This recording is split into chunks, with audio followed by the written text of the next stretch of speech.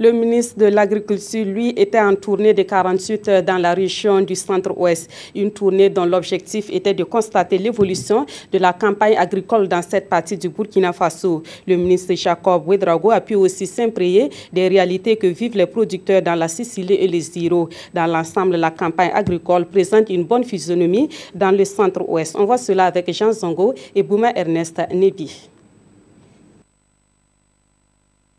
Jeune mais grand producteur de soja dans la province de la Sicile, lui c'est Soumane Napon du village de Mouna. Il a abandonné ses études en classe de CM1 pour se consacrer à l'agriculture. Pour cette campagne agricole, il compte récolter 3 tonnes de soja sur une superficie de 3 hectares. Je suis content de ça. J'ai pris tracteur, ça a travaillé ça à 3 hectares. J'ai payé un hectare là à 15 000. Une production encourageante d'un jeune que le ministre en charge de l'agriculture, Jacob Ouédraogo, n'a pas hésité à visiter au cours de sa tournée. Une tournée pour constater l'évolution de la campagne agricole dans la région du Centre-Ouest.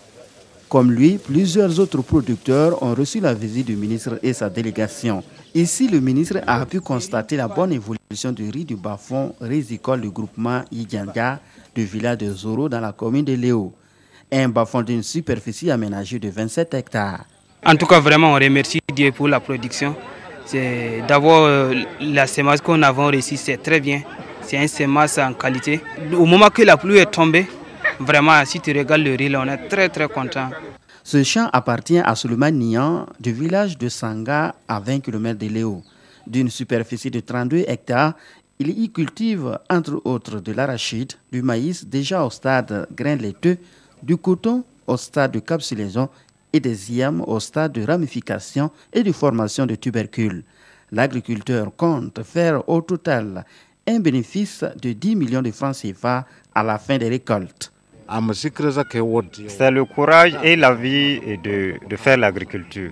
Je compte améliorer ça beaucoup, puisque je vois que cette année-là, c'est plus bon que l'année passée. Et puis les années à venir, je vais faire beaucoup d'efforts. Quand on se lance dans ce genre de production, on a des difficultés pour lesquelles le gouvernement a déjà anticipé pour trouver des solutions. C'est notamment c'est l'acquisition de tracteurs, c'est l'acquisition d'intrants de qualité.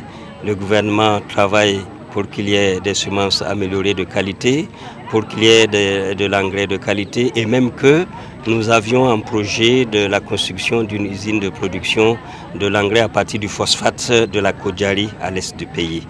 À Léo, le ministre a visité des centres appartenant à 2 groupements féminins. Il s'agit de l'unité de transformation du manioc du groupement Wenpanga et le centre des étiveuses du riz. À ces femmes, il a apporté son soutien, ses encouragements et ses félicitations.